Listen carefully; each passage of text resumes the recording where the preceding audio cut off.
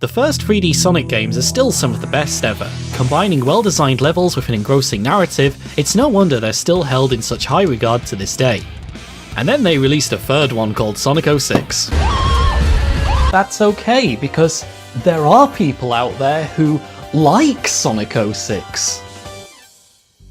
Those people are criminals and they need to go on a watch list. Sonic Team then decided to ignore the adventure gameplay philosophy and fully adopted the boost design mantra. There are some people who have genuine complaints about this, but the counter-argument to all of those is that when you just press one button, Sonic goes zoomy zoomy whoosh whoosh and the game is over. There it is. Game design. So, for a game which was released over 20 years ago, what is it about Sonic Adventure which means it's held in such high regard? What is it that this game does that means that 20 years later and multiple re-releases, people are still coming back for more? So, after 30 years worth of fandom discussion and fighting, naturally, it falls on me to explain why. And speaking as someone who used to write very in-depth articles about Sonic video games, why they're good and bad, which definitely did not result in this massive Reddit thread being posted on the Sonic subreddit that explained why I was wrong, as well as bad. Oh, I feel great about this plan. So cards on the table. I don't promise you that this argument or this one video is going to somehow radically change your perceptions on the game, but I do hope that at the very least it will get you to think about the video game in ways which you might not have considered before, because ultimately that's what's most important. If you're here and you're willing to listen to the argument, it does suggest at the very least that you're open to having your preconceptions changed and even challenged. Even if you don't end up agreeing with me, that's fine. What's important is that you give the argument a chance and then come up with your own constructive argument in order to dismiss or challenge the points that I've raised myself, and that's the way we develop in our critical thinking. But before I do that, I have to give a huge thank you and briefly talk about this video's sponsor, Cook & Becker. Cook & Becker is an art dealership and publishing company who specialise in producing high-quality video game history books and museum-grade art prints. They produce work for over 70 different video game franchises, including Bloodborne, Fallout, Golden Axe, and Sonic the Hedgehog. Their Sonic the Hedgehog art and history book is one of the best books of its kind that you can get right now. It contains over 200 pages of detailed artwork and information about the franchise's history and wider supporting media, and it even includes a signed art print from Yuji Uekawa. Their newest book, Pac-Man: Birth of an Icon, is an incredible deep dive into the history of the character. The book chronicles his rise from the Japanese arcade scene to Western home systems. It features technical documents, marketing materials, and all sorts of other things that helped him reach global stardom. And they even included an official vinyl reprint of the 1982 hit Pac-Man Fever. Yeah, the 80s were weird. Both books are available now at the Cook & Becker official website, and they do ship to almost everywhere in the world. Links can be found in the video description. And with that out of the way, let's talk about Sonic Adventure. The best way to describe this game is that Sonic Adventure is a video game that nearly does everything right. Yes, certain aspects of the game have not aged very well at all, but for 1999, it's a game that did nearly everything right, and some of which still holds up very well to this day. But how good can this really be? Even back in 1999, Sonic games were seen as being really cliché. Our main review this week is Sonic & Knuckles. Don't yawn, I know it's the 5th Sonic game, but it does boast a lot of extra gameplay. They all started with a nice sunny day in the countryside, and wait, I'm in a big city. It's nighttime. There's rain, and that's not a robot. Oh, this boss is cool. And now Eggman's watching? Well, what's his relationship with this thing? What's going on here? I really want to find out more. Wow! Well, that worked so well at getting my attention and interest. I bet we will never see a Sonic game start with the Green Hill Zone again, or this exact same opening sequence.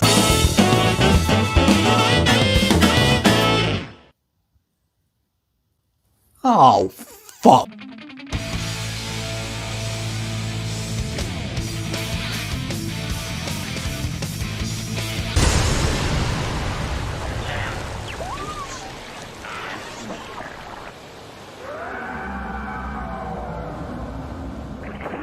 Ironically, in an attempt to get engagement from the player, Sonic Adventure makes a huge mistake to begin with. The initial opening cinematic looks really good and still looks impressive to this day, but it also gives far too much away and spoils a huge reveal as to what Chaos's final form will be. The result on the player is that we know we can't prevent these events from happening, we just have to see how these events will eventually play out. But the actual game itself is a masterclass at making the player invested in the world through its detail and storytelling of its environment. The greatest Sonic stages, no, actually, let's go broader.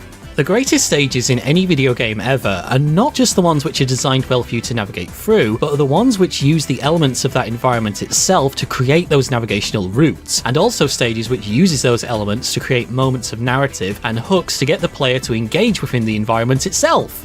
Yeah, that's a bit of a mouthful. Let's break that down. Quite often when people talk about level design, they forget that this also includes how the environment itself is used to create a believable space for the character to interact with. It's not just a case of crafting a well laid out space to go from point A to point B, but also how the route uses aspects of the setting to make that journey believable and, in the really good case studies, tell its own story. It can be very easy to criticize a game as bad as Sonic Forces. So let's now criticize Sonic Forces! Specifically, and this is a very extreme example, the level design in Episode Shadow. Episode Shadow is a prequel scenario which consists of modified stages from the main game, but with a key difference. Sonic Team discovered that all their level editors had a block tool. And they placed metal blocks all over the place to create new pathways. Aside from this being incredibly dull and giving each stage a similar feel in terms of navigation and geometric layout, none of the blocks look like they belong in this environment, and it's very difficult to justify this as being, well, it's just part of Eggman's construction, when it's literally giant rows and columns of nondescript blocks. There it is! Modern Sonic level design! This design decision has a massive negative impact on environmental storytelling. The zones don't really communicate anything to you outside of the in-game radio, which is just... Ugh. Let's just quickly illustrate this point with another less extreme example. Both Sonic Adventure 2 and Sonic Generations allow the player to grind on rails, and they teach this ability in their opening stages. Sonic Adventure 2 does this by putting the grind rails in places that make sense. When you first do this, it's on the handrail of a staircase. This is logical, it's within the design of the world itself, and then later there's a second example where there's a longer set of stairs, and not only do you discover you can grind on the handrail again, but you can now chain that grind to a second rail by jumping. The game has done several things with this design decision. It's taught you to look at the level environment for ways to traverse it, which at first may seem just like set dressing. The second is that it's also taught you a fundamental principle of game navigation, as well as more advanced move that you can do thanks to your own curiosity. None of this feels out of place, or that it was a deliberate hand-holding tutorial moment. Very sneaky and clever there, Mr. Developer. Contrast this with Sonic Generations, a game which I actually really like, but I also have opinions about. There's rail grinding sections in this first stage too, but none of them make any sense in the environment that they're actually in. The first are a couple of mandatory parallel rails, which are impossible to miss and over very quickly. The next major grinding section is a random rail which doesn't look like it's organically part of the stage. It's literally just floating there. Whilst you could argue that the first grinding rail is an abstract representation of crossing a bridge, what exactly is this supposed to be? Adventure 2 made its rail tutorial sections contextualized to the theming of the stage itself. Generations' rail tutorials stick out and detract from what is otherwise a very highly detailed setting that's trying to convey realism, if not verging on a naturalistic approach to its thematic presentation. Immediately after this is the main mandatory rail grinding section, 3 rails in parallel. This is the foolproof way to educate the player in how rail grinding works. There's no natural organic curiosity, it's a deliberate, learn this please, on behalf of the developers before you're allowed to progress through the stage. But just stop and look at this section. The rails are completely out of place. Ask yourself the following. Other than a deliberately designed method to get the player from one section of the stage to the other, what are these rails supposed to be? Either as a realistic or abstract concept with justification to their placement within the environment, why are these rails here? What do they represent? In Adventure 2, the rails are literally the architecture of the city itself. We've gone from video games having gameplay mechanics designed into the stage's own setting and thematic environment, to parts of a level editor just being shoved in with little thought as to give the player an automated spectacle sequence. Unlike Adventure 2, which designed its stages to teach you to look at the environment carefully, Generations has designed itself to say, don't worry, you don't need to pay attention. We're going to automatically force these sections onto you. In Generations, curiosity isn't rewarded because the player knows there's no point, the game's going to automatically take me where I need to go. So let's now focus on a stage in Sonic Adventure as an example of how it's done right, that stage being Lost World. Like the majority of stages in Sonic Adventure, you actually see this stage outside in the hub world. It's a giant ancient temple in the middle of the jungle. The moment you drop inside, the developers completely subvert your expectations. The expectation is that you're going to be reaching the top of this temple to escape. You actually descend. You're going deeper and deeper underground. Instantly, there's engagement from the player. Where are we going? I thought we'd be going up since we started at the base of the temple. Aside from the initial subversion hook, what makes Lost World, not that one, a really good case study in terms of level design is that you see the outside of the stage in the hub world. The whole stage takes place inside this temple, but the layout and geography of the stage itself makes this feel impossible. Even when you're playing this stage, something just feels off. Your logical mind is trying to process the dissonance between the temple you just saw and the environment that you're now exploring. Trying to resolve this conflict is quickly put aside when suddenly the stage begins to drop strong narrative elements within the environment of the stage itself. Players are going to pick up on these and start to piece together that there's something more going on with this stage than simply try to escape. What are all these statues that I keep running by? What are these murals on the wall depicting? Why does it feel like there's more going on in this room than a mere puzzle? What are all these traps trying to stop me from discovering? You forget that the interior environment is impossible because you're instead trying to deduce what the stage is communicating to you in terms of its own self-contained narrative. But this would still fail if it wasn't for the fact that nothing feels out of place in this level. From the tight descending corridors to the fire hazards, the dark rooms, the water traps, and that boulder, even when you get a view of the outside, you feel like you've been transported to a literal lost world. And this helps create a sense of anticipation as to what's going to come next. The first time I played this, I honestly expected I'd find a dinosaur at one point. I genuinely felt like I was playing the Sonic equivalent of Jules Verne's Journey to the Center of the Earth, when the reality is, you're just inside this temple you saw. And that's the beauty of Lost World. Very quickly, this geographical dissonance just dissolves like dust in the wind. Okay, now I've said it out loud, that line actually sounds really pretentious, but it honestly sounded really good when I came up with it in my head. Sonic Forces has blocks, and some people actually like this level design. Holy shit! It's one of the more challenging levels in the game. First-time players can feel as if the level is never going to end, but for those players who've been paying attention to the game's story, they'll realise that this stage is adding layers and layers of narrative contextualisation to it. Firstly, this stage is set inside a giant temple, which is the same temple that you've seen in these flashback sequences.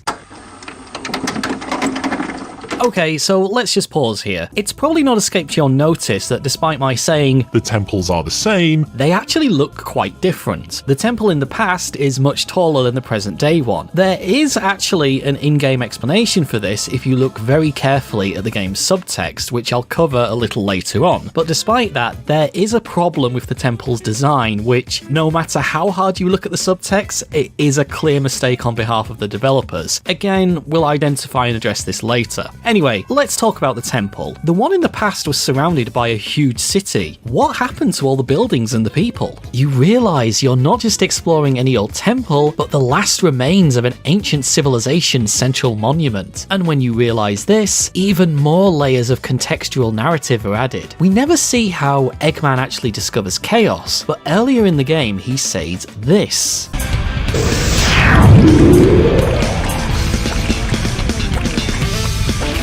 Yes, it's just as the stone tablets predicted. Wait, Could he have found Chaos and those stone tablets here in this stage? Well, there is a large Eggman base just outside, and all the leftover Badniks do suggest that he was actually here. My god, what did Eggman discover which meant he kept pushing past all these traps? Oh, you thought that all these traps were Eggman's doing? No. These traps have been left by the Echidnas. Traps in stages that have been left by Eggman are always mechanical or robotic in nature. These are primitive by comparison. You see how the game has recontextualized itself again? Suddenly, this isn't a case of exploring an old temple. We're now trying to find evidence and clues as to what Eggman is going to do and what Chaos can do, and some means to stop them. Each of the different scenarios have different moments which this one stage alone helps to further contextualize. Each flashback sequence all point towards the Echidnas having a dominant presence in the world. Giant statues reflect their self-grandeur and arrogance, but based on the conversations and discussions between Tikal and Pachacamac. this guy, it sounds like their civilization has grown too large for it to support itself. The leader is on a last desperate quest to gain power to keep their civilization going, even if it means the destruction of a lesser civilization. Pachacamac. Please don't! Tikal, that 7 emeralds are essential to our survival. It is for the good of all our people. How can I make you understand? Attacking other countries, stealing and killing can't be the right path to peace. No one has the right to take their holy grounds. I beg you, Father! You know, you could argue that there might be some social political commentary going on here, but speaking as a British person, I definitely can't think of a single instance in human history where a more powerful civilization has ever tried to forcibly take over a weaker one for all their resources and gold.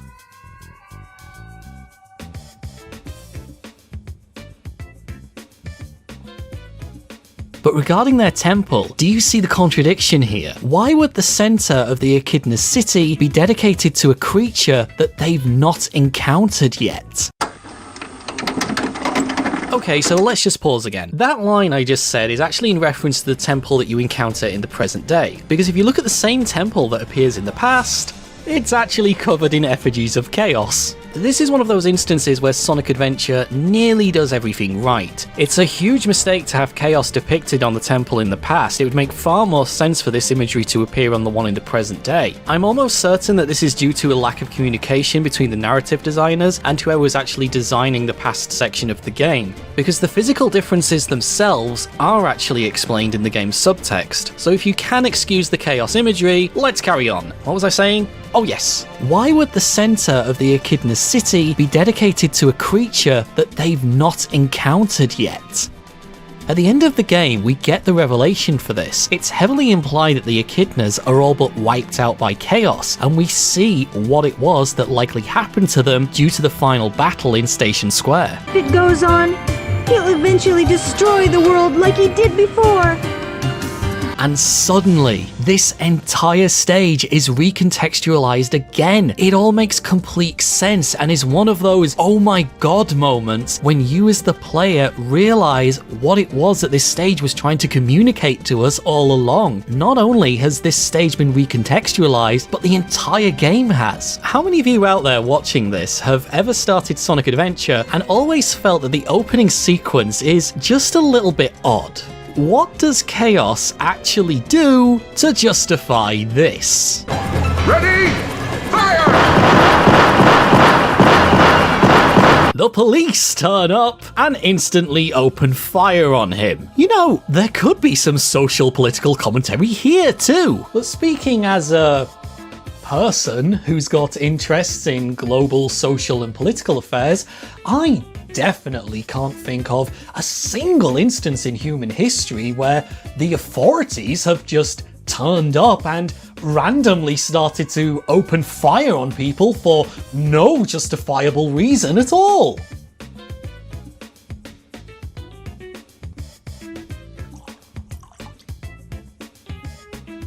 We don't actually know why the police just turn up and open fire so quickly. None of the campaigns offer any explanation for this. We don't see Chaos do anything that would justify this response. Yes, there's a brief moment with Knuckles, but does anybody seriously think Knuckles is going to call the police? And even if he did, does it fully justify an armed response? And some people might say, well, he was full of rage for what happened to the Chow that he was protecting thousands of years ago. Well, yeah, but the Echidnas did that. Why would he take out that rage on a completely different group of people? Yes, he's positioned in the game as being a scary monster. Oh, isn't that the same monster I saw the other day?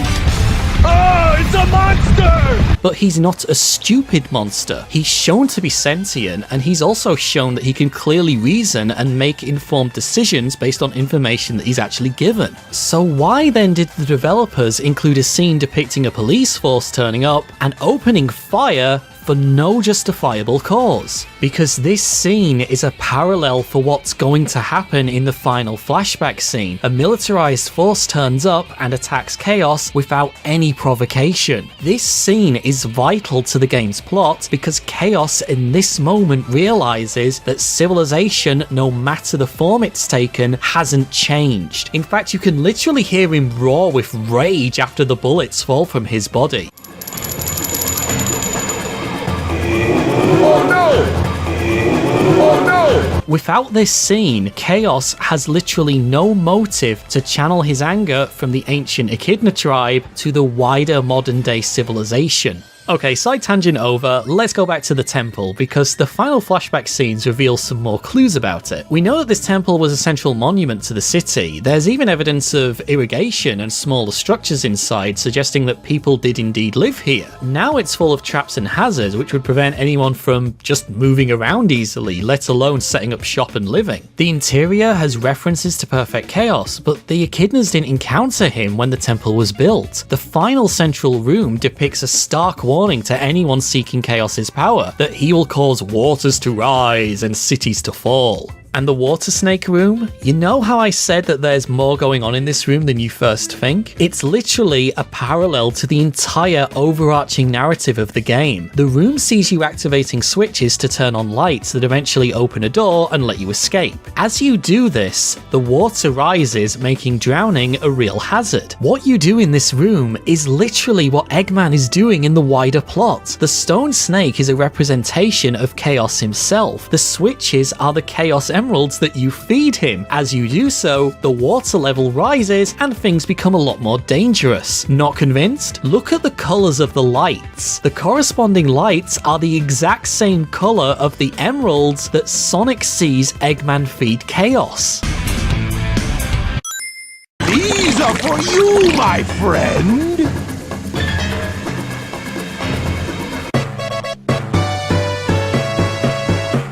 And for fans of the entire Sonic series, this stage recontextualizes a previous Sonic game, Sonic the Hedgehog 3. You realize that the reason why Knuckles is alone on the floating island is because after Chaos was sealed in the Master Emerald, the last few survivors that were left decided not to rebuild their city, but were so traumatized by what happened to them, they converted their temple, the one most important part of their civilization, into a monument that would outlive them and warn future generations about the dangers of Chaos. They even evacuated into the sky to try and keep Chaos away from anyone who would unleash him. And you also realize the difference in the temple designs are not mistakes. The design in the present day is smaller because when Chaos attacked, he completely destroyed the lower half of it. The game itself gives you two visual indicators of this. The first is in Lost World itself. At the very end, we see the mural showing buildings toppled. The second is during the final battle in Station Square. The city is completely flooded and several buildings destroyed. History in the world of Sonic Adventure has repeated itself. It's incredible retroactive storytelling. The level itself is full of so many clues, so many hints as to what happened to the ancient Echidna tribe, but we don't actually see it. We do, however, see the modern day example, and we can picture what must have happened thousands of of years ago. Unfortunately, it's not perfect. Like I said, Sonic Adventure nearly does everything right. All the effort that went into designing this stage, helping to contextualize the wider plot, is undermined by the opening cinematic. We've already seen what Chaos can do, we know what he's going to become. And even the cinematic that we get when we first play through this stage is undermined by Knuckles' storyline. The cinematography in this sequence heavily implies that Chaos was actually in this room, and this is where Eggman found him and eventually unleashed him, despite the start of Knuckles' campaign clearly showing that Chaos was trapped in the Master Emerald aboard Angel Island when it was still in the sky. But even with these criticisms and things that don't work quite well, all of these layers of contextualization, all of these hidden details that's in the stage that helps communicate to you what's going on, isn't limited to this one stage. Whatever stage you play, when you realize this, you're gonna naturally start paying closer attention to other stages in the game, and the developers also know this. They also know that you're going to be more likely to replay previous stages to look for even more clues. And this effort to put so much care into the level design also impacts the characterization of the different characters themselves. Take Dr. Eggman as an example. His outward persona is that of a totalitarian dictator. Many people point to Sonic Adventure and say, "Look,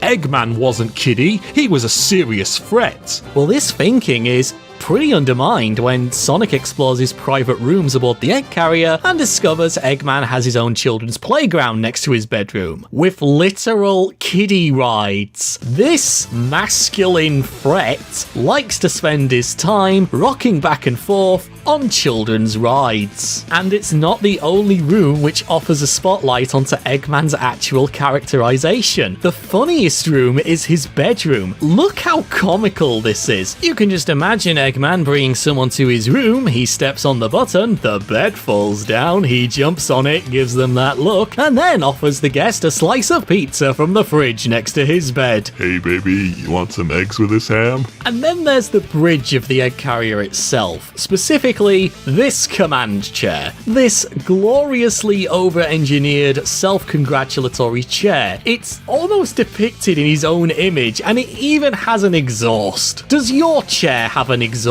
Look at the size of this seat. He'd literally have to slouch when piloting the ship. Just look how long it is. This is not how anyone would sit in a chair to pilot an aircraft. This is how you would sit to play video games. The man is literally playing Masquerade. And pirouette! Yeah, you can sit there and make threats and launch missiles at things, but if you then go home to your homemade kiddie park, it really does undermine the threat that you pose. And that's fine, because even the characters don't fall for this act. Sonic is constantly mocking Eggman in every counter.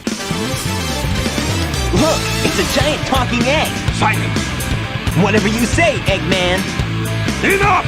He's not fooling anyone. You don't need anyone to tell you that Eggman isn't as scary or as threatening as you think he is. The game literally spells it out for you. His private rooms have such silly icons to his own self-indulgence, and this is fine, because it paints him more than just a simple mustache-twirling villain. You can literally see this entire secret life that he has for himself. So as we've seen, the level design and the in-game design aesthetics not only help strengthen environmental storytelling and deepen characterization, but they also help manipulate the player into believing that Sonic is actually moving faster than he really is. Players will often cite Speed Highway as being the best stage to go fast in, with its long stretches and deep drops that allow Sonic to unleash his full potential. But Windy Valley actually has steeper and longer drops, yet Speed Highway feels faster.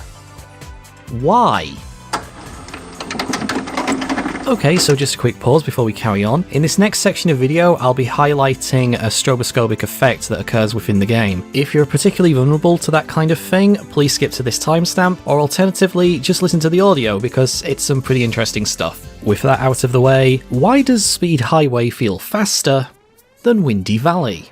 Unlike Windy Valley, Speed Highway has sections which are designed with inspiration from parts of real-world US highways. A lot of the set dressing resembles real-world road and highway signage, such as these red arrows that you see all over the place. But as we move past these at increasing speed, two things happen that literally tricks our stupid monkey brains into thinking we're going faster than we actually are. The first is a very minor stroboscopic effect. As we build up speed and move past objects at a faster rate, for a split second, the arrows seem to change direction relative to the direction of travel. The section after the first wall run is especially good at highlighting this effect. You can very briefly see it happen on not only the yellow arrows along the side of the road, but also with the white arrows along the road itself. So here's that clip again, but this time slowed down. Keep an eye on the white arrows in the middle of the road, and you can actually see the brief moment that they appear to change their direction of travel. It's really cool.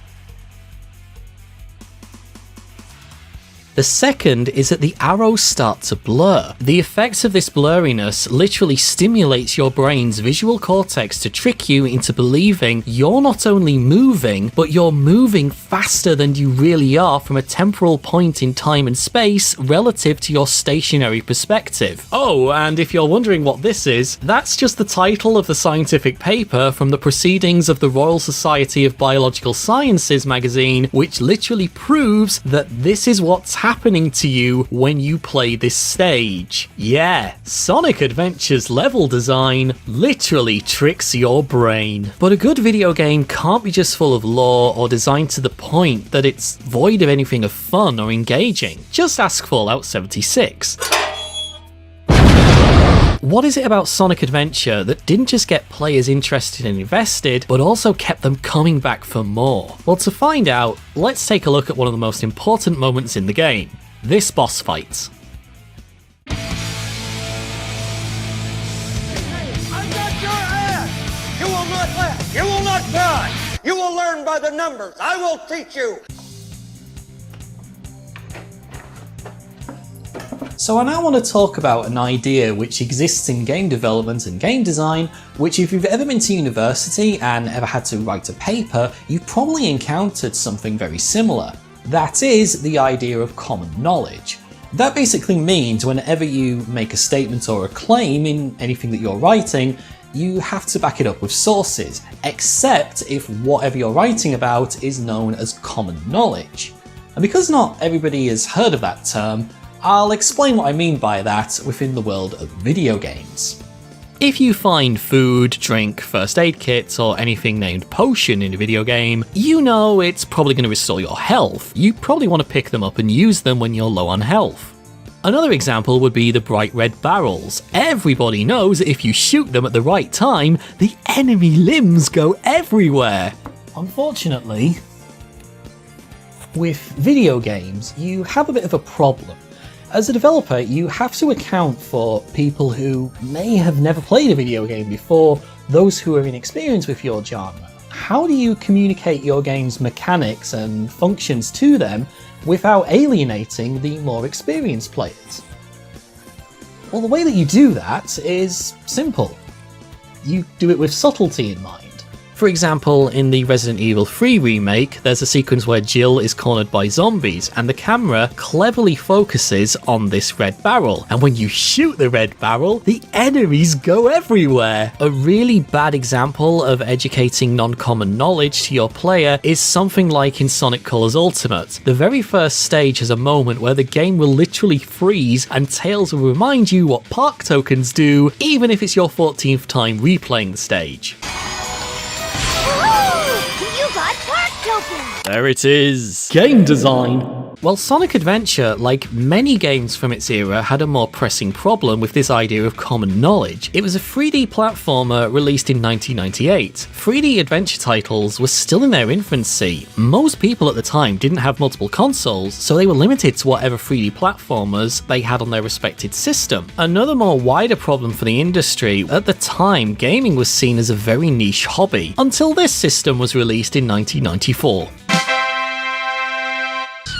The original PlayStation is widely seen as the first console that helped make gaming more mainstream. There's a wonderful reflective article on the Financial Times which explained in part how it did this. The article chronicles how the console aligned itself with underground culture and nightclubs. The Ministry of Sound, for instance, would actually have chill-out rooms which were fitted with PlayStations, and several games such as Wipeout deliberately included popular and cult music from artists like the Chemical Brothers and Prodigy. If you consider the early 90s the battle between Sega and Nintendo as being targeted for kids and young teenagers to have arguments in the school playground, the mid to late 90s, the battle shifted to making games cool to young adults who had disposable income. So where am I going with this, and how does this relate to Sonic Adventure? Well, Sega knew that their new console wasn't just going to be targeted to gamers, but also non-gamers. So you have this whole market of customers who have very little to no experience with gaming suddenly being asked to play a 3D platformer. How do you therefore educate an inexperienced player base into how to play your game while simultaneously not alienating the more experienced gamers without including mandatory tutorial sections?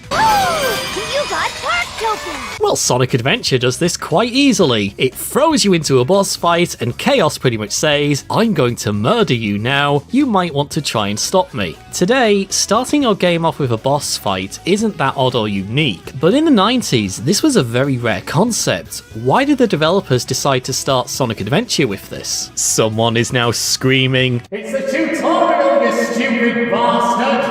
Oh, someone's going to write that in the comments, and knowing my luck, it's going to be the most liked one, isn't it? No shit! I know it's the tutorial! What I'm trying to ascertain here is, how is this a tutorial? How have the developers designed this fight to give you the skills and the tools that you'll need to complete the entire game without it completely holding your hand, instructing you, or pulling you completely out of the game's immersion? Most people who start this fight will likely do one of two things, either run straight into Chaos or jump on his head. Let's look at the latter of those two first. How do you know to jump on Chaos? And where should you aim? Well, the design of Chaos himself has been done in a way to communicate this. Chaos Zero has a brain in his head. He's slightly transparent so you can clearly see it. It's right there in the character sheet, and in the first boss battle, it's glowing. The designers of the boss fight literally used the design of the character to effectively put a "please hit me here" sign, which meant that the game designers didn't need to interrupt your game by literally pointing out where you have to strike. It's a brilliant example of two separate professions using their skills in conjunction to educate the player. You don't have to be told where to hit, you just see something glowy and shiny and go, ooh, oh, I took away some of his health. I'm gonna do that again.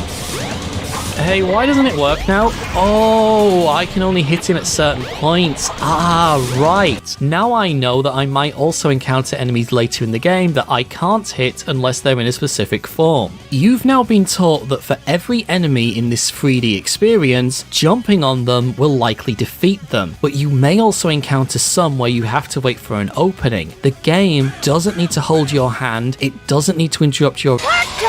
You as the player learnt this through play and exploration alone. And for those players who literally ran straight into Chaos, well, they get hit and, whoa, some rings just popped out of Sonic. Oh, there's others around the stage, maybe I should pick... I probably don't need... Oh, I died. The player learns that if they have rings, they can take a hit. Without them, they'll die. The player has been taught two key concepts not just for the game, but for the entire Sonic series. Jumping on an enemy will likely defeat them, and having rings is a good thing and will often prevent death. And not once did you have to be told this, neither Tails or Omochao froze the game to explain a simple concept. It's a tutorial, but it never telegraphs that's what it's doing. The ring example is especially significant because after you beat the game, you can actually replay boss battles. But what happens when you replay Chaos Zero? The game actually changes how the fight starts. Take a look and see if you can spot the change.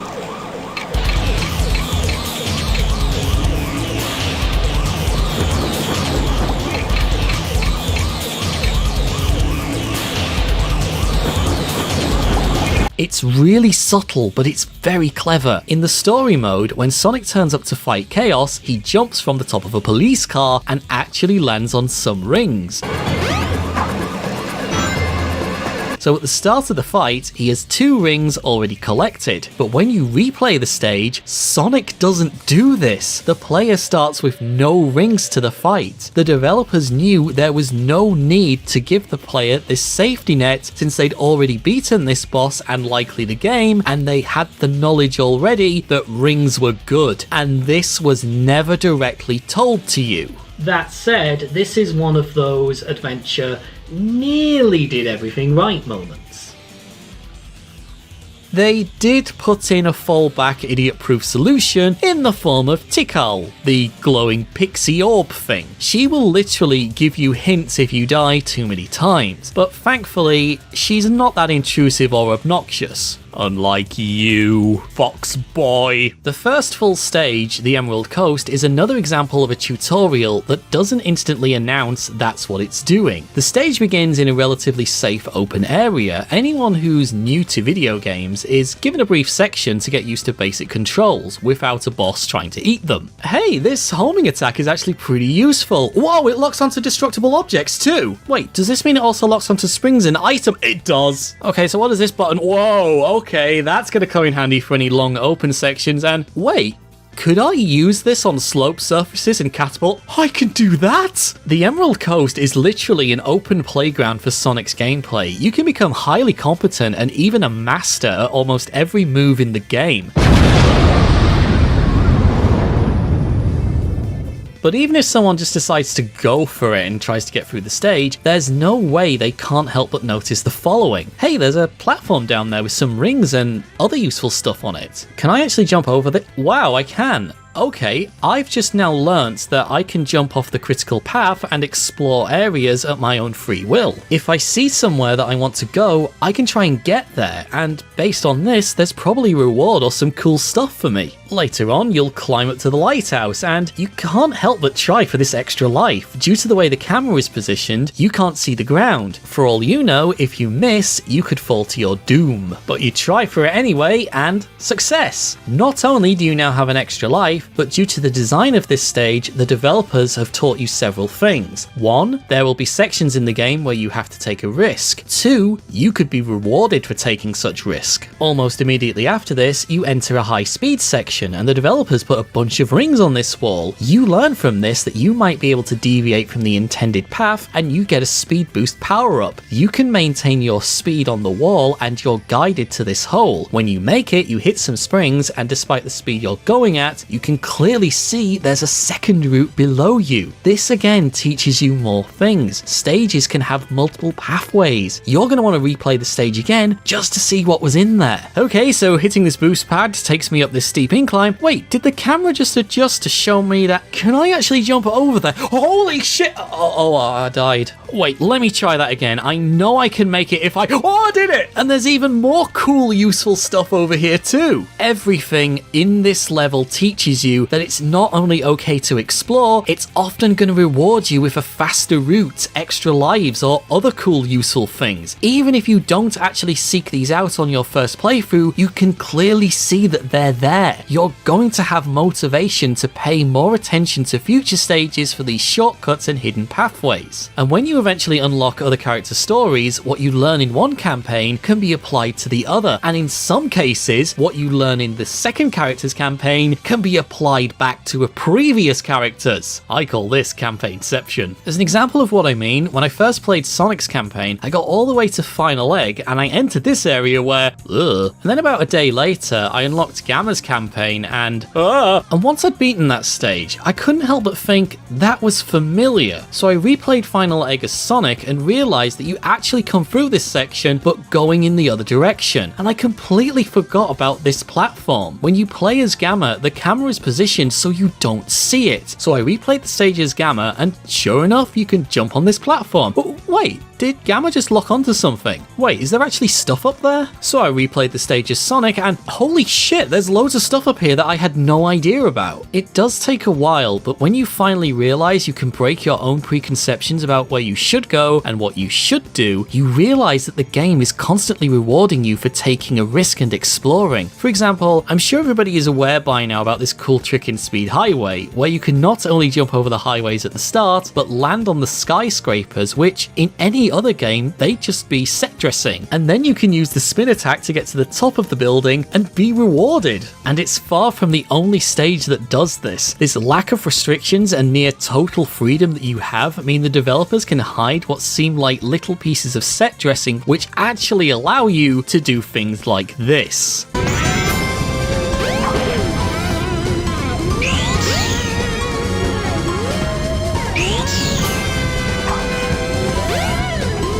Once you realise just how much freedom you have and the number of rewards for utilising it, going back into past stages is very enjoyable. The Emerald Coast, for instance, has cool stuff everywhere just waiting for you to find. As human beings, we have a natural instinct to be curious and a primal urge to explore our surroundings. The developers knew this, and they're literally tapping into those instincts to incentivize us to play the game. And this is also extended into the hub worlds. Take Station Square as the prime example. The hubs don't have anything like a quest marker or even an icon on a map that tells you where you have to go or what to do. At most, you might see a small cutscene that indicates somewhere you have to go or something you have to try and find, but that's about it.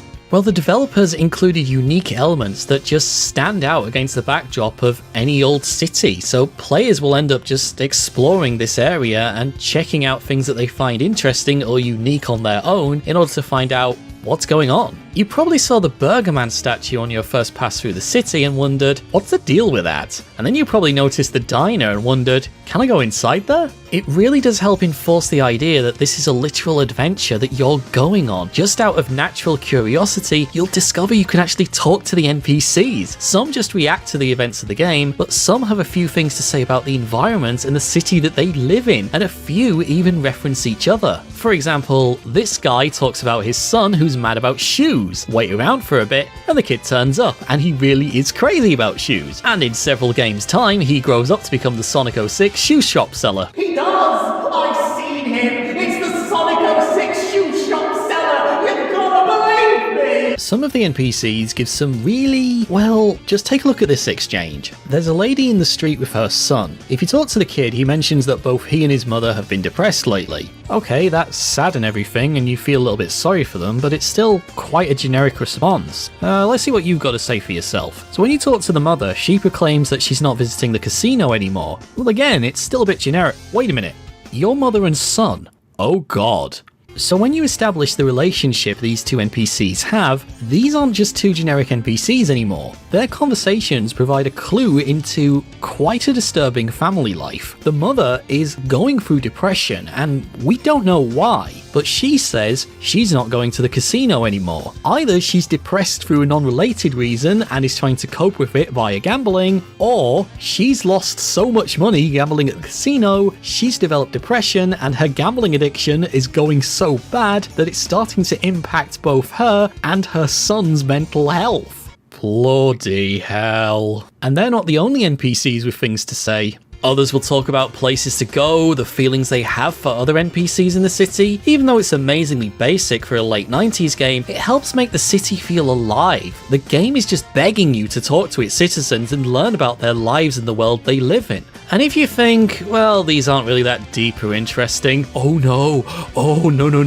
you need to replay it right now and talk to this little girl. This girl is the Burger Shop statue's #1 fan, and if you talk to her, she has some really odd things to say about the statue, such as how it goes on trips, it actually came up with the secret spices that go into the burgers, and she also asks you not to throw it into a river, which you can actually do.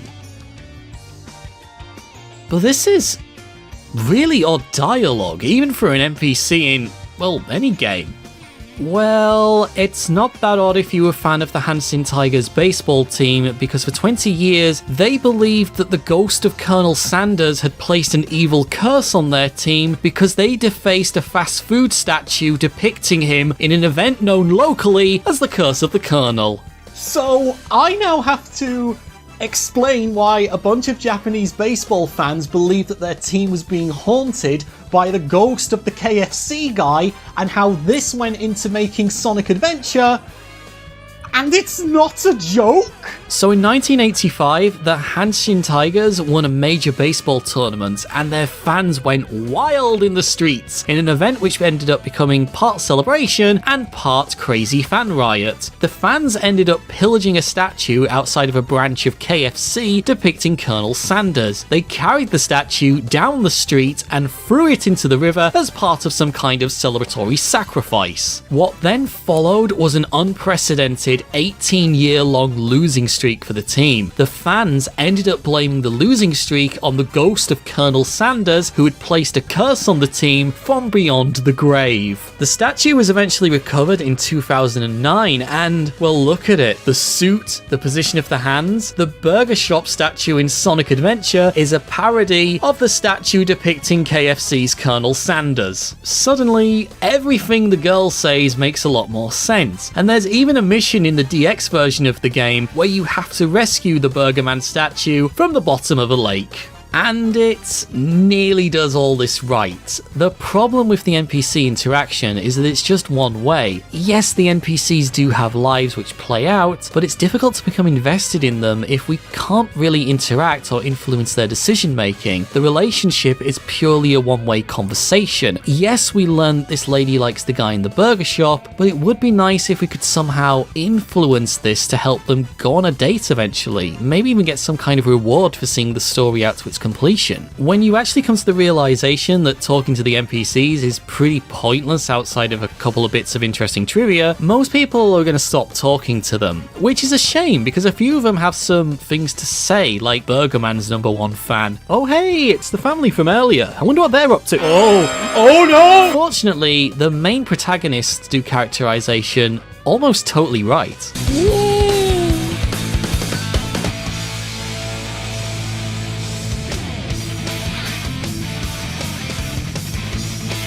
Away, before I make mincemeat out of you. Characterization in recent Sonic games has been Baldy nose hair! interesting for the majority of titles, but it's not as simple as stating, oh, these characters have terribly written dialogue that makes me cringe, I still dream that Sonic is with us. therefore their characterization is bad. It's more, do their actions make sense? Does their gameplay make sense to their character? And does that character develop in some way that we, the audience, can understand, relate with, and then connect to in order to fully accept their growth and eventual conclusion? Well, Sonic Adventure nearly does this right with every character. The largest positive I can give to the characterization in this game is that every playable character undergoes a clear positive change for the better. Okay, it's just dawned on me that this game has 6 playable characters, and that alone could be easily a 3-hour-long epic to go for their characterization and gameplay, especially if I also include Tikal and Eggman into the mix, so I'm just going to take 2 main examples which are very similar, but one is clearly done better than the other to help illustrate how good and bad they do characterization in this game, okay? But before we do that, let's just quickly talk about Sonic. The sad irony here is that Sonic is actually one of the exceptions to the positive change for the better rule. Despite having the longest campaign, Sonic doesn't actually develop in any meaningful way. Some may point to his encounter with Knuckles. They fight and then they're friends. Well,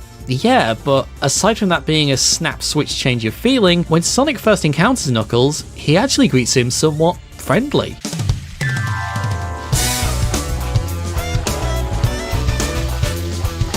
What's up, Knuckles?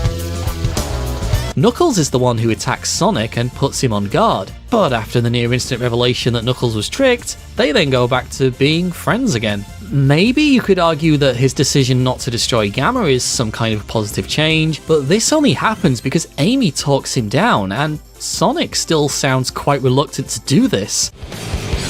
Okay, whatever you say. You must have your reasons.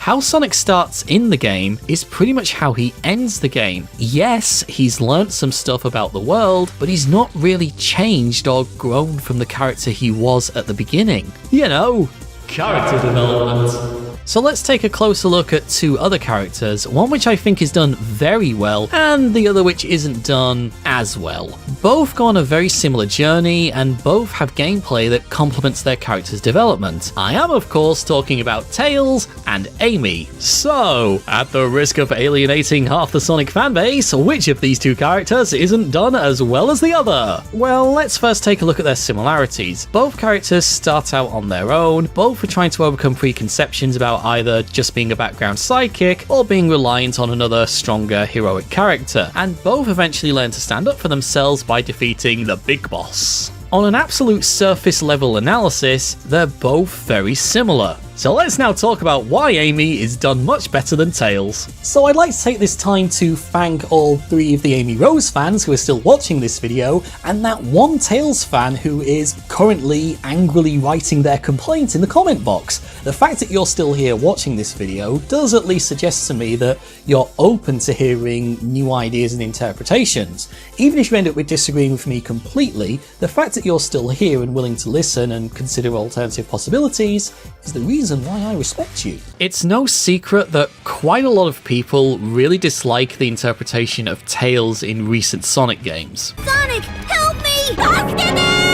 Quite often, these people will point to Sonic Adventure and say, why can't we have that Tails? And for bonus giggles, we'll bring in this scene from Sonic Adventure 2. And you can really understand why most people will jump to that conclusion. On the surface level, Tails has a really nice story arc in Sonic Adventure, which is complemented with his gameplay that acts as a nice symbiotic relationship between how he plays in the game and his literal narrative progression. It really doesn't take too much to figure out Tails' characterization or his journey in the game. It's literally written into the lyrics of his own theme song, that he looks up to Sonic, wishes he could be as cool and strong as him, but knows that he physically can't ever do that, so he has to find his own way to stand out. He's come to the realization that he can be useful and excel in ways that the other characters can't. Which is fine, if he ever actually did this in the game. So if you look at titles prior to Sonic Adventure, it literally looks like Tails is just following Sonic around. For the bulk of those games, Tails doesn't actually contribute very much. Adventure takes this idea and tries to give Tails a role which he can finally be someone who doesn't just follow Sonic around, but actually lead him. His gameplay is essentially racing. You have to beat Sonic to the end of the stage, and then eventually race against Eggman. It's a really nice symbiosis between Tails' journey from Sonic 2 and 3, where he pretty much just follows Sonic for the majority of the game, and finally beating Sonic in the jump to 3D. Tails isn't following Sonic anymore, Sonic is following him. The problem is that when you take a serious look at both his narrative and the supporting gameplay, none of it supports what his storyline and character development is trying to do. It completely undermines and contradicts his core character message. His lyrical theme paints a character who's accepted that he's not or will ever be like his friend. But that's okay, because he can do things that Sonic can't do, and he should use those skills to... How does it go again? This is a lovely message. It's a great message to anyone playing the game. Unfortunately, his gameplay is literally being as fast as Sonic and beating him in a race. The gameplay is literally about doing what Sonic does, only faster. Even this very aspect and his core message is further undermined when you look at the overall structure of the game. Tails' campaign is the first to be unlocked, so naturally, most players are going to play it after they beat Sonic. Sonic's campaign is significantly more difficult. The player has just spent several hours mastering Sonic's controls, precision platforming, high-speed maneuverability, and having their reaction times tested repeatedly. But that's not something I do so easily. With the bare minimum of effort, Tails can literally skip out entire chunks of a stage. Unlike Sonic's campaign, where the player becomes better at the game because they're constantly having to make decisions and come up with new tactics in the moment, which aids both with their enjoyment and engagement, with Tails, all we have to do is hold down a single button and we can fly to our dreams. The ability to fly allows Tails to break every single stage. The developers did try to mitigate this so that Tails gets tired after flying for a while, but even this is made redundant thanks to the air boosters which are dotted around all over the place. Any progression that we make is entirely hollow. Any sense of accomplishment is void because the challenge and difficulty of victory is only a fraction of what we just undertook in Sonic's campaign. Even if the message of Tails' story was, I'm gonna be as good as you one day, the game fails at this. As the player, we don't have to use too much effort to beat these stages. There's very little in terms of skill and ability required. Most of our time and efforts are automated by these boosters that the other characters can't use. Do I also need to point out that his racing rivals don't actually do anything to hinder his progress? I can accept it probably probably wouldn't work very well if Sonic literally tried to punch Tails in the face every now and again, but his final race is with Eggman, and Eggman doesn't even do so much as to fart on him, which he literally does earlier in the game, so even his boss battles undermine his narrative. People who really dislike the modern depiction of Tails will often point to Sonic Forces and criticize Tails' reaction to chaos. I mean, it's not like he's an 8-year-old kid living in a 6-month-long apocalyptic war, but whatever, let's just take the base complaint. Why does Tails cower from Chaos Zero when in Adventure he fights Chaos 6? Because he doesn't fight Chaos 6 alone. Chaos 6 is actually fought by Sonic, Tails, and Knuckles at the same time. All three of them are involved in this fight, neither one fights Chaos 6 solo. From the perspective of the player, the characters fight the boss alone, but it's not like the boss starts attacking and the other two characters just sat there going, hey, I think he's got this. And there actually does exist a good adaptation which shows how this boss should have been played out. Archie Comics' adaptation of the game illustrates how all three characters use unique moves and abilities to take down Chaos. The game is limited by the technology and memory of the system to only show it from one particular perspective, from one character at a time. And if you would like a way to undermine my argument completely without actually addressing any of the points I raised, feel free to mention that I call this boss Chaos 6 multiple times, despite the fact it's blatantly Chaos 4. There's only one boss in the whole game that Tails fights solo, and it's the Egg Walker. And maybe it would have been acceptable and I could have bought it, but the biggest problem with the fight, it's too easy. This is the final boss in the second campaign of the game. What was the final boss in the first campaign? The Egg Viper. The Egg Walker, in terms of difficulty, doesn't even come close to this. Even if it did, it goes against the core message.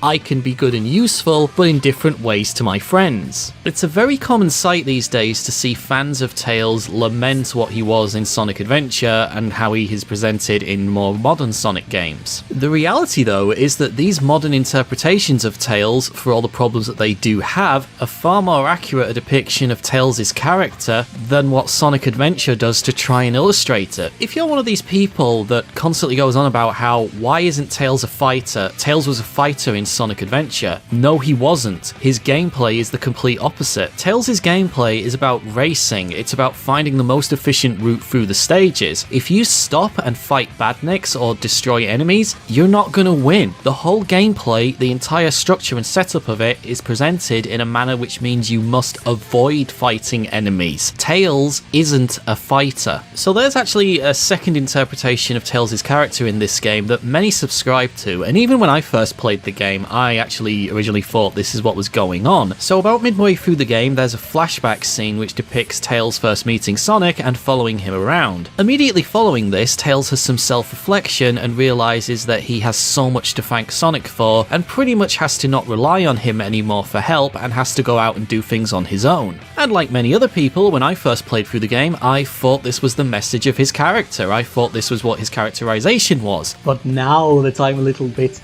older, grouchier, and programmed to destroy your specific happy memories of childhood, Tails fans, this interpretation is also kind of flawed. How do you first see Tails in this game? Well, in his campaign, he's flying his new prototype plane that he built, using a unique engine design that he built, using a Chaos Emerald that he got on his own without help or the knowledge of anyone else. During the game itself, Sonic never has to rescue Tails. Yes, in Sonic's campaign, we see his plane crash and the game says, go and rescue Tails, but we don't actually do that. We literally just run to see if he's alright. If anything, it's the other way round. There's several instances where Tails turns up in order to help Sonic out because Sonic is kinda trapped or just can't progress without Tails' ability to pilot an aircraft. The idea that Tails' characterization in Sonic Adventure is no longer relying on a stronger, bigger brother type character and standing up on his own would indeed be a good message, if not for the fact it's completely undermined by the fact that when we first see him, we very quickly learn that he's done all this stuff without the knowledge, the help, the assistance of anyone else in the game. He's already moved on from following Sonic around and looking up to him as a big brother type role model. If anything, Tails is suffering from a weird form of imposter syndrome, and we're literally banging his head against the wall trying to make him snap out of it. Everything about his gameplay and his narrative completely contradicts the characterization and the message that the game is trying to enforce.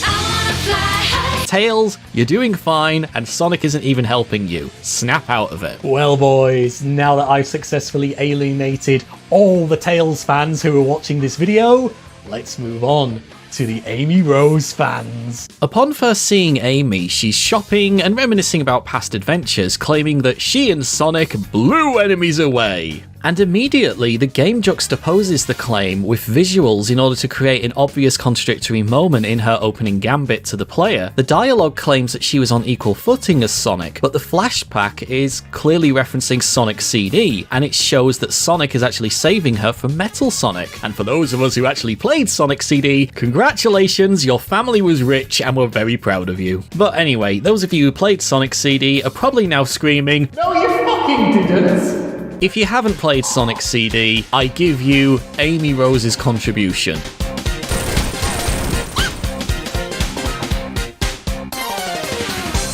That's literally it. Amy needs saving in Sonic CD. She literally gets kidnapped right at the start and then appears at the end, and that's it. So I did actually look this up, but I couldn't find the correct psychological term to describe Amy's mindset at the start of her campaign. The closest I could come up with is that she's developed a bit of a hero complex, and if you're an actual psychologist, feel free to call me a complete idiot in the comments. Her recollection has become more of a deluded fantasy where she's put herself in the role of a hero when she was actually the one in need of saving, and within seconds of this revelation, her fantasy is put to the test by bravely running away. So following this, she agrees to look after the bird. I'll do my best to keep us both from harm. I'll stand by you all the way. But literally the next scene, she's trying to pass it off onto Sonic. See, this little birdie's got in trouble. I think you should be his bodyguard a little while. Wait, Amy, I thought that you and Sonic spent time blowing enemies away. Why don't you want to protect the birdie anymore? She literally holds up the bird to Sonic and wants him to take responsibility for it. It's really not that great a first impression. Deluded grandeur, promising to protect someone only to instantly try and pass them on to someone else. It's not great. When Zero does appear, it's Sonic who steps up to take him out, not Amy, and we end up escaping into Twinkle Park. And we finally get to experience Amy Rose's gameplay, and it's an incredible reflection of her character's development and journey. She's much slower than both Sonic and Tails, and the range of her Pico Pico hammer is also not that great. Even as something as simple as taking out standard Badniks feels incredibly dangerous. The first time you try this, you feel like you're going to take a hit every time you approach just a random enemy in the game. You really do feel how weak and vulnerable Amy Rose actually is. Her reaction to Zero in running away suddenly makes a lot more sense. As the player, we kind of have second thoughts about taking out just standard Badniks when we first encounter them as Amy. The risk of taking a hit due to the limited range of her Pico Pico hammer makes you feel like, maybe I don't want to take out the Badniks this time. But despite this, Zero actually appears in the stage, and every player does the same thing the first time they see this. They decide, oh, screw this, I'm taking him out. Oh, well, that was easy. Well, I guess everything's gonna be all rosy. Oh no! Her gameplay is genuinely a wonderful symbiosis to the early stage of her character, and the developers were really thoughtful in designing her abilities in a way that would allow the player to experience the struggle as being difficult. The gameplay can feel slow and very rough. It genuinely feels far more dangerous compared to the skill required for Sonic and the outright easy time you'll have as Tails. The gameplay reflects her struggle magnificently. The player knows that they can't outright stop Zero, only temporarily stun him. We as the the player can completely identify with Amy's plight. She runs because that's all she can do. We have nothing in our arsenal that can stop Zero. We have literally no choice but to run. As we the player guide her through each stage, the level of danger she faces also increases. Aside from the various traps and hazards, Zero is literally breaking down walls to get to her, and we went from the relative safety of a theme park to a more scary setting of Eggman's base and factories. As the level of danger and threat begins to increase, Amy as a character starts to make her own decisions on what to do next. She makes the decision to infiltrate Eggman's base without any backup. She's the one who's able to convince Gamma to let her out of her cell. She's even reunited with Sonic and Tails, and the key moment here, she never asks either of them to take care of the bird. She decides to take full responsibility for it. Amy's campaign and her character development also has another oh my god moment when it finally hits you that Amy was not only capable of standing up for herself from the very beginning, and her storyline is not only about her learning to fight back, but the discovery and realization that she was already capable to do it for real and not just falsely fantasize about it. But the genius move on behalf of the developers is when you finally realize Amy learnt to do all this despite the fact Zero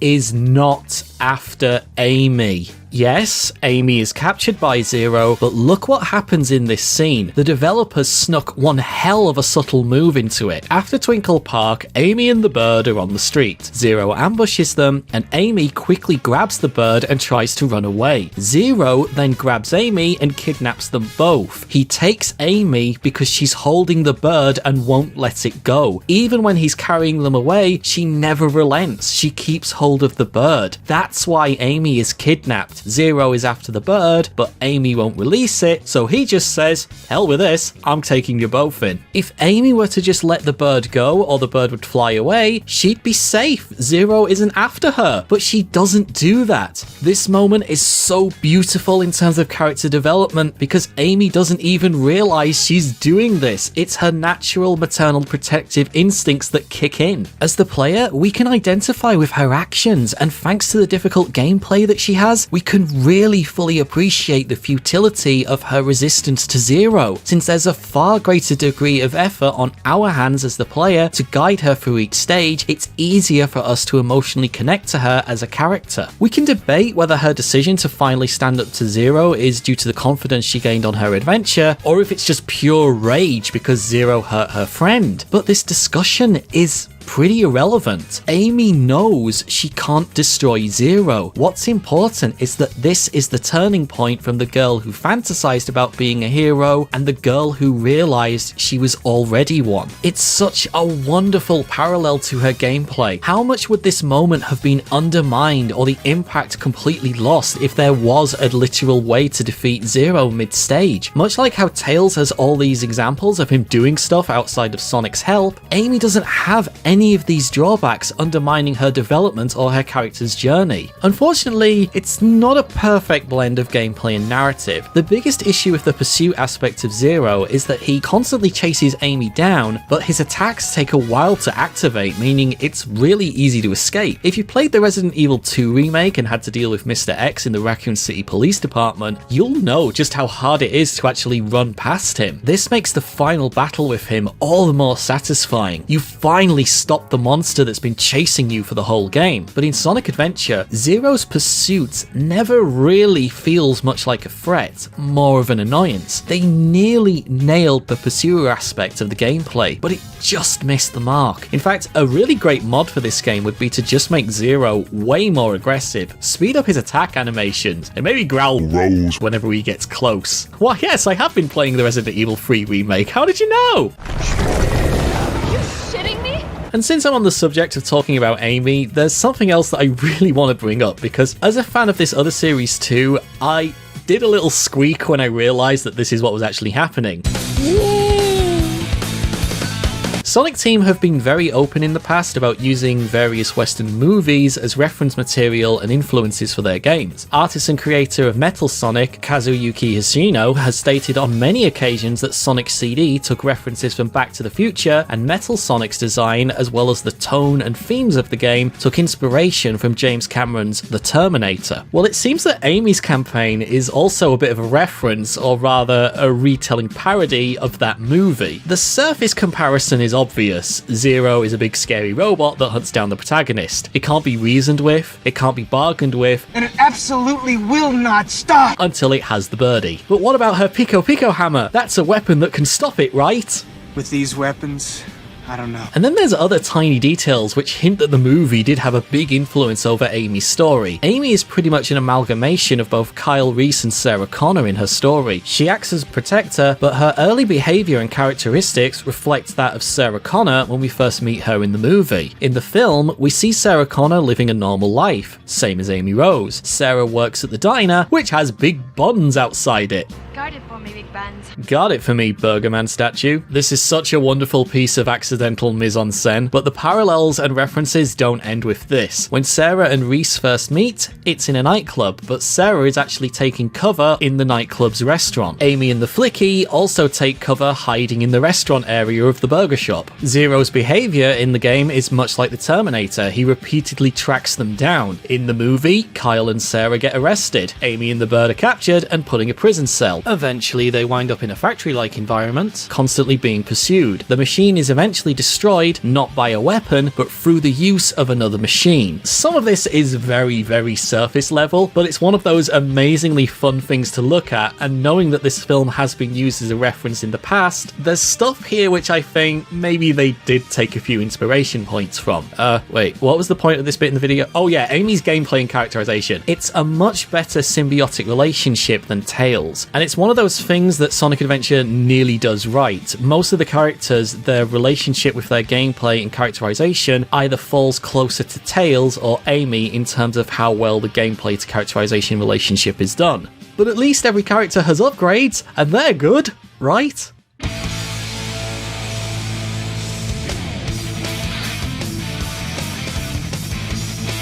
Primarily in the early Sonic stages, you'll find sections where you can't access or pathways that seem near impossible to go through, forcing you to go along the intended critical path. Eventually, you'll gain upgrades because you have the ability to access these areas, as well as progressing through stage more efficiently in a way that, well, it just looks so cool. Depending on where you stand on the issue, this is arguably a really good example of game design. The developers have included a method to encourage people to replay the game who are not that interested in speedrunning or time trials, but those players who genuinely like going through the zones like Windy Valley will see routes which aren't immediately accessible. It gives players a sense of anticipation that eventually they'll get something which unlocks these routes. It incentivizes them to revisit a location because they want to over arbitrary awards like, say, the modern day Red Ring collectibles. And it nearly does upgrading right. With Sonic, the Lightspeed Dash radically changes the approach to several stages. New pathways open up, new routes are now possible, and the replay value increases, and exploration is further encouraged since those new routes typically provide a reward.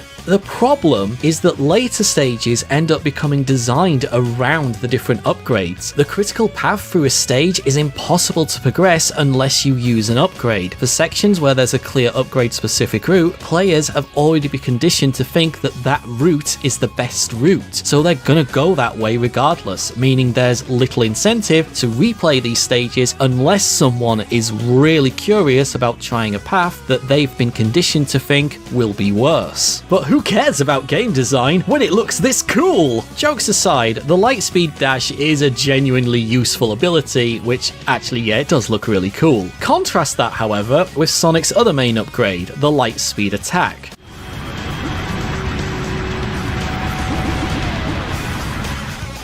So there's three certainties in life: death, taxes, and using the light speed attack in this room. The main reason you get this upgrade is because you have to destroy a monkey that's blocking out access to the Red Mountain. Doing this, the game has taught the player that they now have an ability which can be used against shieldy enemies. Well, by Jove, this would be quite spiffing if the game had any more of these. This upgrade is literally the Sonic equivalent of a glorified keycard. Its only use is to open a single door and make you feel warm and fuzzy the first time you use it here. The entire game has virtually no other use for it. Even sections where you feel like you should be able to use it don't actually work. Everyone has tried to use it against the Egg Viper boss. It practically lures you into using the light speed attack, but if you do, the only thing you'll hit is your wall as you throw the controller against it because the game sent you into a bottomless pit instead of Eggman's face. In fact, outside of Big's upgrades, which are vital for getting higher ranks and scores, literally every character has only one upgrade which only benefit is that of progression, the others being a bit pointless and having very little impact on the overall outcome of their campaign.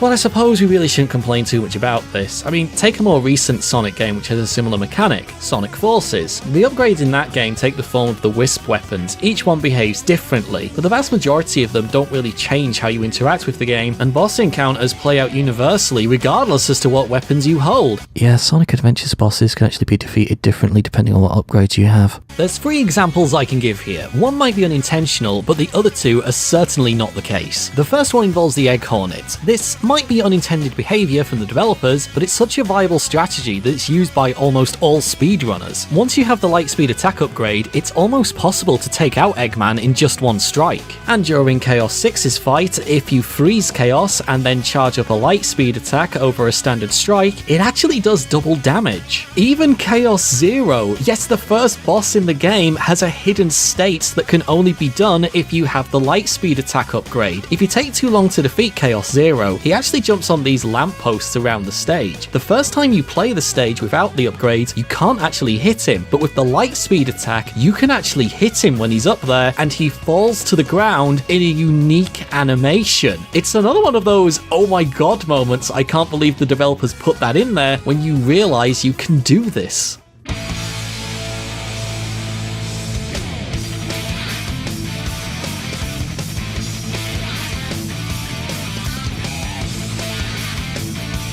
Sonic Adventure is one of those impossible projects that should have absolutely been an outright disaster, but ended up doing nearly everything right and is still very enjoyable to this day. Even developers who have long since moved on from the title still hold it in high regard. Hoshino-san will occasionally drop the odd bit of new information on Twitter, and various musicians who worked on the soundtrack still perform tracks from it to this day. The game is pretty much the foundation for the next 20 years worth of 3D Sonic titles because it did so much right on the first attempt, but the Sonic series, I think, is an unfortunate victim of Adventure's own success. The thing with Adventure is that when the developers ask fans what your favourite parts of it are, the fans will often give specifics like the whale chase, the building in Speed Highway, the boulder chase, the roller coaster, and of course, the battle with Perfect Chaos. The problem with these moments is that they take up a few seconds in a stage and are nearly completely automated. What you do get is very limited, and only a few basic commands actually work, with very little decision making on behalf of the player. Yet, people constantly state that these are the best bits from the game. These short moments of spectacle are the things that people remember the most, but they're probably not the most enjoyable in terms of actual long gameplay. All the things that you actually do in the game in terms of making decisions with how to get to each of these individual moments, that's what you're actually playing, and that's the bulk of the enjoyment that can be found in this game. If these moments of spectacle were preceded by really poorly designed or just amazingly dull sections of gameplay, you probably wouldn't want to replay the game. I mean, why would you?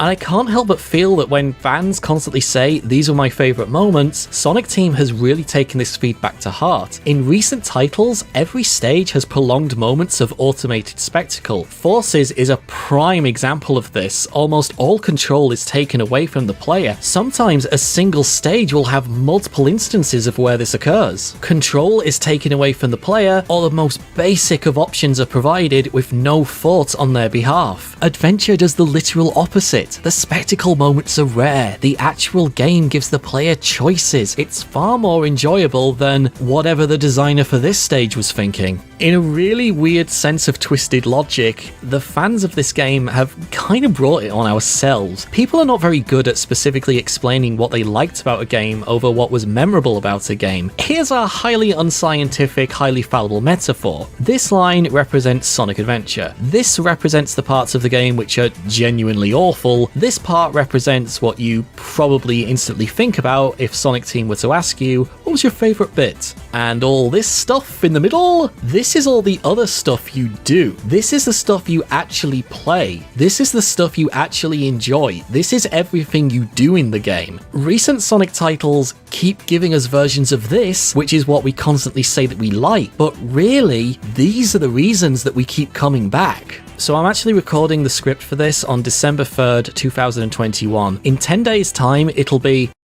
23 years. Holy shit, I'm getting old. It'll be 23 years since Sonic Adventure was first released, and it really genuinely is a game that nearly does everything right. For every incredible and well-designed stage that works perfectly, there's an equal number of frustrating, buggy moments that pull you out of the experience. Even back in 1998, these facial expressions were utterly awful, yet at the same time, the colours and the lighting that show the game at night or at sunset still look beautiful to this day. Almost every character is written in a way that's believable, their actions are justified, and the world that they live in makes sense. For every bit of dull gameplay, there's satisfying, rewarding, and just incredibly fun moments that greet you warmly. The stages make sense, nothing feels out of place, and some of the more outlandish elements of the stages feel like belong, and what the hell, I can skip out most of this section? 23 years later, the game hasn't aged very well. It does look very rough, and the only way to play it is through the DX version, which itself is riddled with issues. But thanks to a dedicated modding community, you can get it running nearly flawlessly and looking incredible. Sonic Adventure is a game that I play every couple of years, and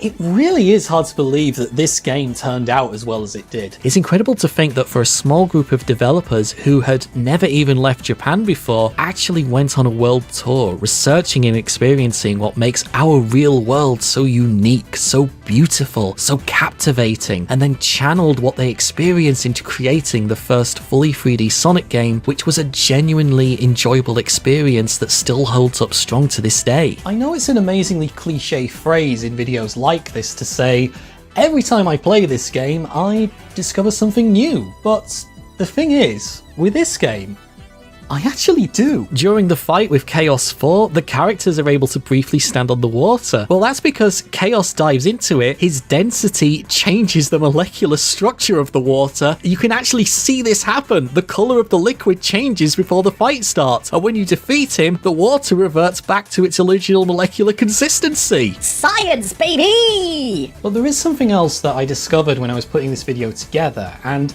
I haven't seen anyone else comment on this. It's not on Sonic Retro, I've never seen it in anyone else's retrospective, but I think it could be the example of how much care and attention actually went into making this game.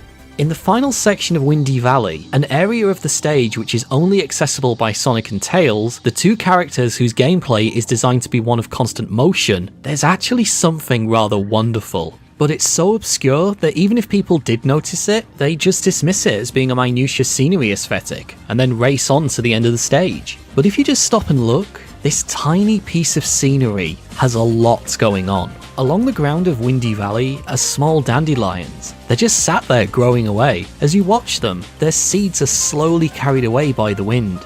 Just take a look at this footage and think about that detail for a moment. Someone on Sonic Adventure's development team not only designed a tiny flower that would grow in this one stage that most people who play the game will never notice, even on repeat playthroughs. And then another developer decided to create a unique piece of code just for this one tiny asset. The developer coded a particle engine. It's got one job: to generate dandelion seeds which move in one direction to give the illusion that the wind in the stage itself is directly impacting the things which live in this environment. That alone would be a very good example of a team of people who cared deeply for their work going the extra mile. But you see, they actually went further. If you decide to run through the flowers, there's a small explosion of seeds as they break free from the stem, just like they would do in real life. But the absolute gold standard of design, you can only do this once per flower in the stage. Just like in real life, once you blow the seeds off a dandelion, you can't do it again until the next year when the flower itself grows more. To find evidence of people who utterly loved working on a video game project, this is the kind of example you go looking for. Sonic Forces has blocks. So I really do hope that you've enjoyed my deep dive into this game and why I like it and the things that I don't like about it. I know I've not covered absolutely everything about the game, but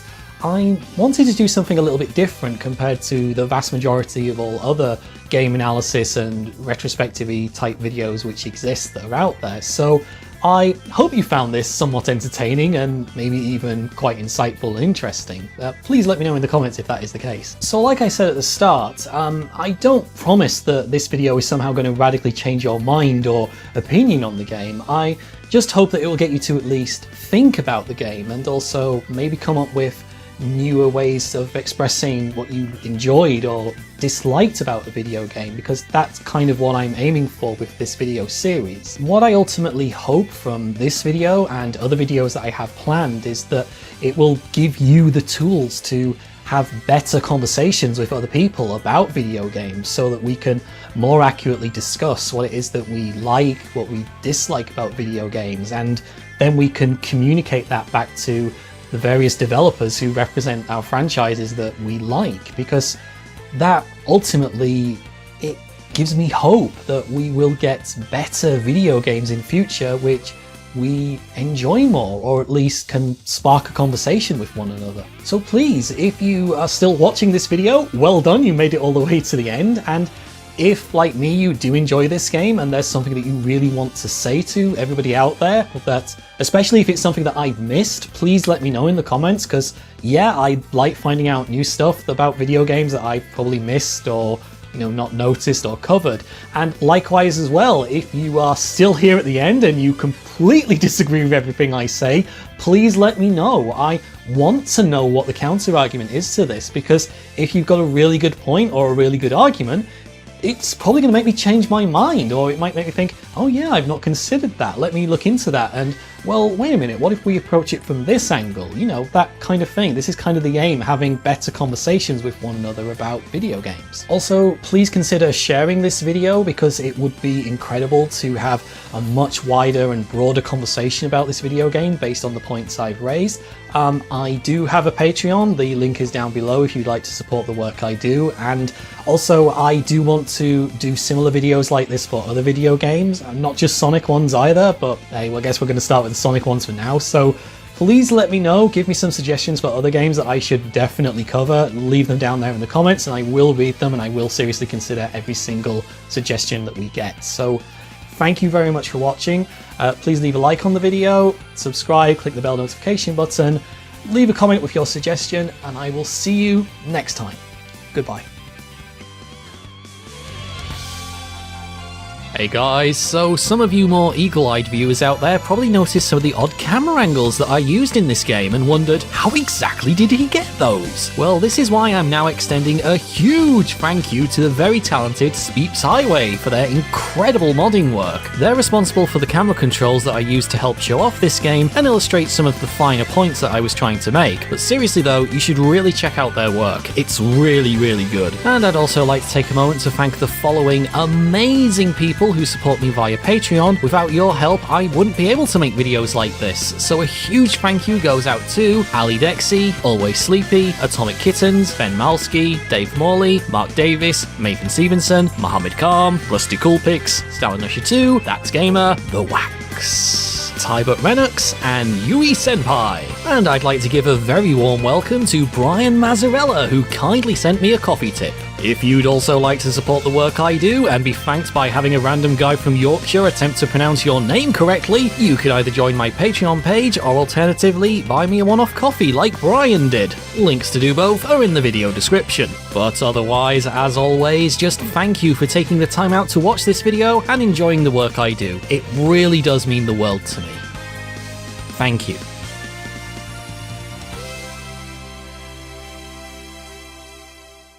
By the way, the mug. This isn't a bit. There is actual. I don't know if I can show. I don't know if I can show you it. I dare not spill it. Oh god, it's spilling.